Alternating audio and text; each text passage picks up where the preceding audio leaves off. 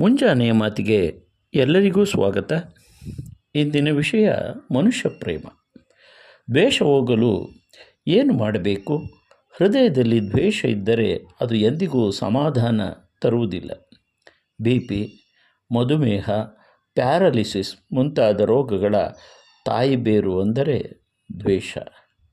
ಮನುಷ್ಯ ಆರಾಮವಾಗಿ ಇರಬೇಕು ಅಂದರೆ ಎಲ್ಲರನ್ನ ಪ್ರೀತಿಸಬೇಕು.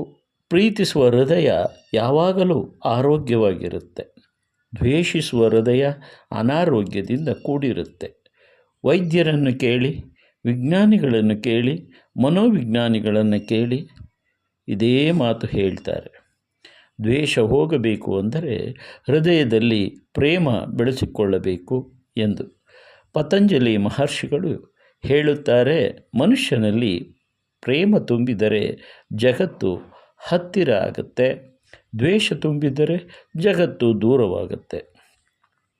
ಉದಾಹರಣೆಗೆ, ಒಂದು ಹುಡುಗನಿಗೆ ಹುಡುಗಿ ಜೊತೆ ನಿಶ್ಚಿತಾರ್ಥ ಆಗುತ್ತೆ. ಹುಡುಗ 200-300 ಕಿಲೋಮೀಟರ್ ದೂರದಲ್ಲಿದ್ದಾನೆ. ಆದರೂ ಹುಡುಗಿ ಜೊತೆ ಮೊಬೈಲ್ನಲ್ಲಿ ಮಾತಾಡುತ್ತಾನೆ.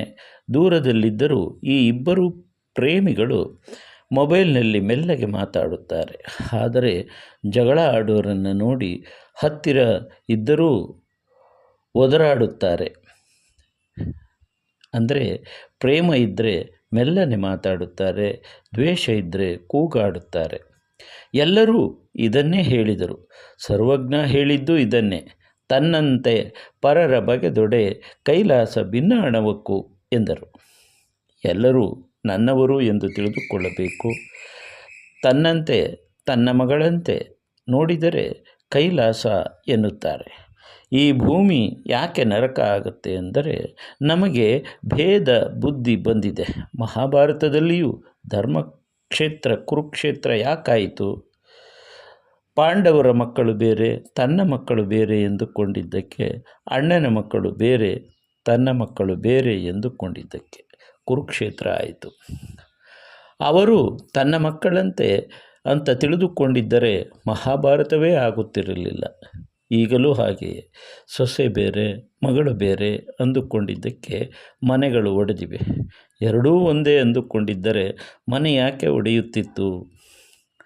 ತನ್ನಂಗ ತನ್ನ ಮಗಳಂತೆ ನೋಡಿದರೆ ಭಿನ್ನ ಇಲ್ಲ ಅಂತ ತಿಳ್ಕೋಬೇಕು.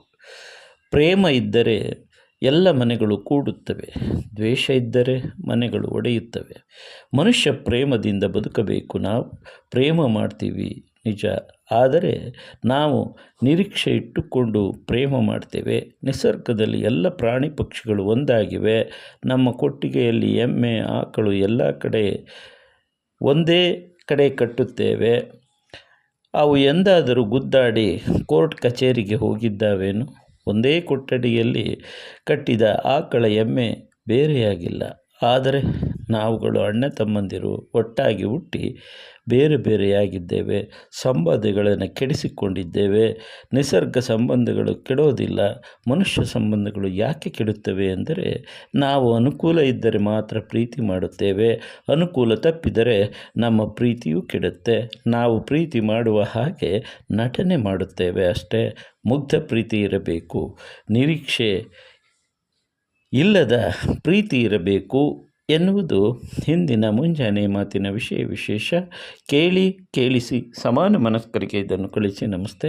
ನಾನು ನಿಮ್ಮ ಶ್ರೀಕಂಠೇಶ್, ಪರಿಸರ ಪ್ರಿಯ, ಮೈಸೂರು. ಸಬ್ಸ್ಕ್ರೈಬ್ ಮಾಡಿ, ಲೈಕ್ ಮಾಡಿ, ಶೇರ್ ಮಾಡಿ. ಒಳ್ಳೆಯ ವಿಷಯಗಳನ್ನು ಎಲ್ಲೆಡೆ ಹಾಕಿ.